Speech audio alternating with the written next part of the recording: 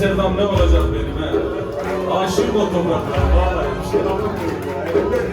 Hadi. Şimdi beraber söylüyoruz.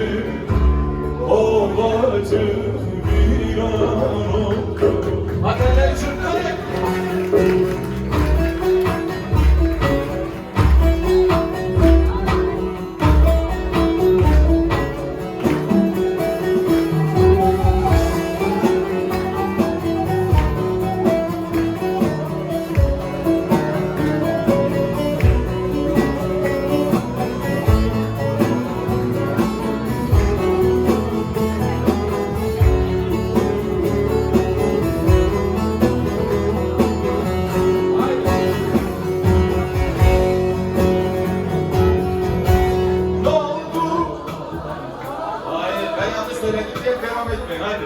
Dersimin altı kere, dersimin altı kere, uzatan gider gider, elim elimde olsun, kapı kapı bilemem.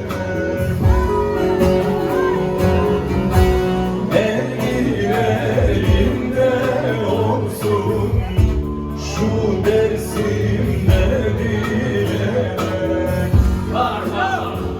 Böyle yapıyorum peki.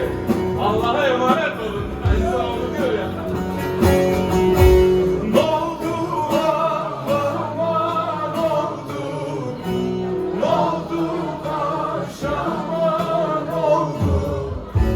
Sarardı benzin soldu. Allah'ım buradan gidelim, bu yerler viran oldu. Paşam buradan